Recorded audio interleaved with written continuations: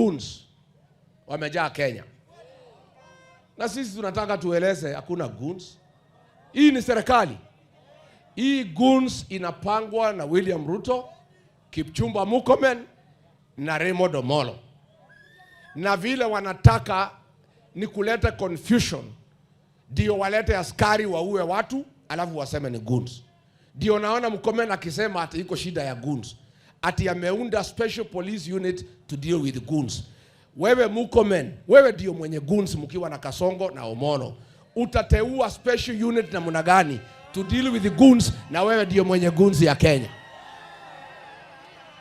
Nyinyi mlituma goons kanisani Othaya Wetima ACK Church waue sisi, askari ya polisi. Siku tumekuwa pale Kikuyu, huyu kijana ya huko anaitwa bibi ya Ruto, huyu mheshimiwa ya huko anaitwa nani, ametuma polisi kupiga watu ya Kikuyu. Sasa yeye analia, anatoka Inoro anaingia NTV, anatoka NTV anaenda Citizen, anajaribu kujitetea, mambo imeharibika. Wewe Ichung'wa, ulituma polisi kupiga watu walikupigia kura mara 3. Wewe umejimaliza wewe mwenyewe. How can you send police to beat and humiliate the people who elected you? Nyinyi mumebeba ufara na Kasongo. Kasongo anakuambia chukua polisi ukapiga ile watu walikuchagua.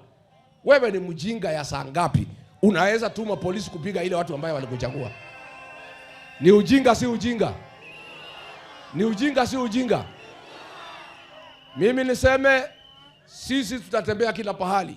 Goons alituma wachache wakanyoroshwa na raia, akaleta polisi wanaitwa RDU ambaye walipanga na mtu anaitwa DIG Masengeli na Murkomen.